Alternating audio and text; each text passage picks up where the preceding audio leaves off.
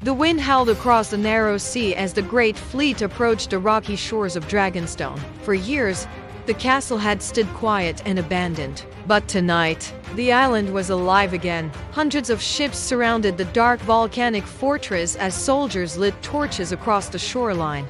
Warriors from distant lands stood ready, waiting for the moment their queen would set foot on Westeros once more. Above the fleet, a shadow crossed the clouds. The mighty Drogon soared through the sky. On his back rode the woman the world believed was dead. Daenerys Targaryen, the Dragon Queen, had returned. Drogon descended slowly onto the stone courtyard of Dragonstone.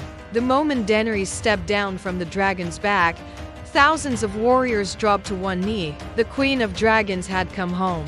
Daenerys walked toward the edge of the cliff overlooking the sea. The cold wind lifted her silver hair as she stared toward the distant lands of Westeros. Behind her stood generals, commanders, and priests waiting for her command. One of them finally asked, "Your Grace, shall we march on King's Landing?" For a moment, Daenerys said nothing. Her violet eyes remained fixed on the horizon. Then she spoke quietly. No, the commanders looked confused. "We wait."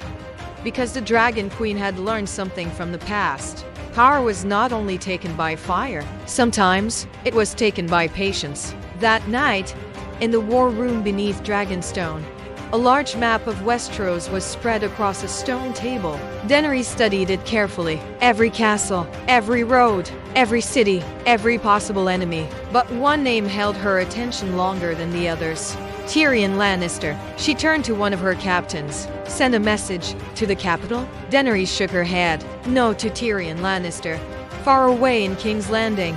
Tyrion stood on the castle balcony overlooking the dark sea. A raven landed beside him carrying a sealed scroll. He opened it slowly. Inside was only a single sentence. "Come to Dragonstone if you wish to save your kingdom." No signature, no threats. But Tyrion knew exactly who had sent it. He looked out toward the distant sea where faint red light flickered against the clouds. "Dragon fire." Tyrion whispered softly to himself. "She's waiting."